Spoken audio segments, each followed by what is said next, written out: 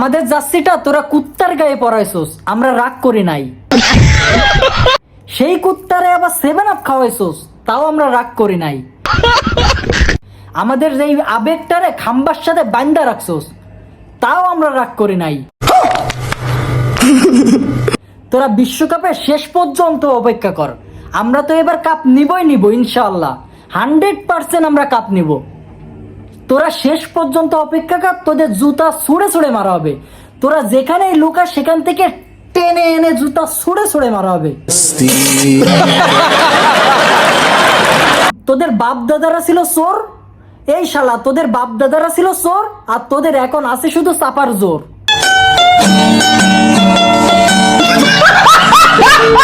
তাই ছাড়া তোদের কিছুই নাই ভাই। আলজেরিয়ার সাথে 3 কান দিছস, ভালো কথা 3 কান দিছস।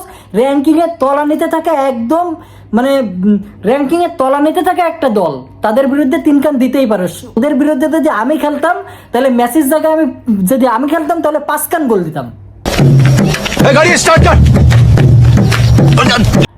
প্রতিটা ব্রাজিল সমর্থকদের বলতেছি, তোমরা যে যার স্থান থেকে প্রতিটা অপমান, প্রতিটা ট্রলের হিসাব তোমরা কাগজ কলমে লিখে রাখো।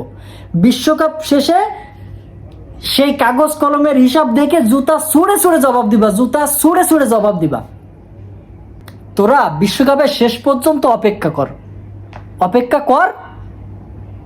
তোদেরকে জুতা ছুঁড়ে ছুঁড়ে জবাব দেওয়া হবে, জুতা ছুঁড়ে ছুঁড়ে জবাব দেওয়া হবে।